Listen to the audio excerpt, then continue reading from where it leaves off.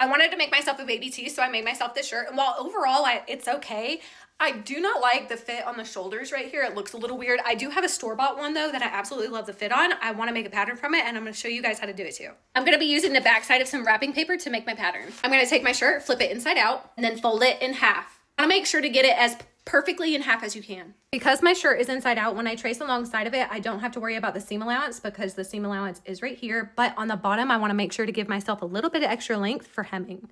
I'm not right-handed, so my line is going to be wonky. And then on the side of the shirt. Sleeve area is probably one of the trickiest parts. You kind of have to fold your shirt out of the way in order to get to this seam allowance. And then the same thing, just trace around that armhole. And then your shoulder seam. To the neck opening, the same thing that you did with the arms, do that with the neckband. Just carefully fold this down and trace the back of the neck opening. Cut this out. Now you have your back pattern piece. Follow those same instructions to get the front pattern piece.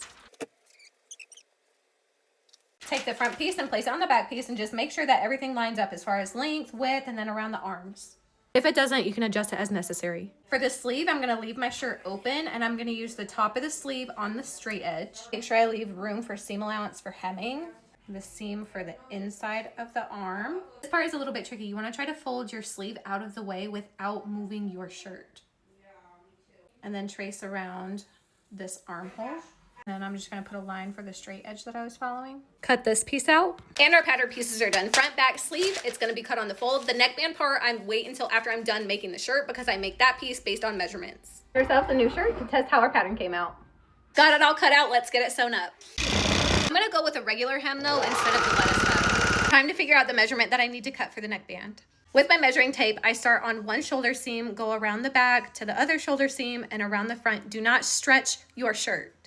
We're trying to find out how big your neck hole opening is. In my case, my measurement ended up being 22 inches.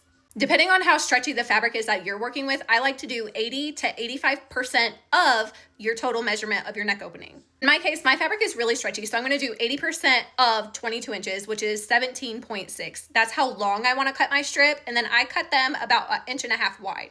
Got my neckband piece, now to finish up the shirt. And there it is. It came out so much better. I love it. And it doesn't have that weird shoulder thing. That's how you can self-draft a pattern out of clothes that you have that you love the fit on. I can't wait to see what you guys make. Hope this helps. Bye.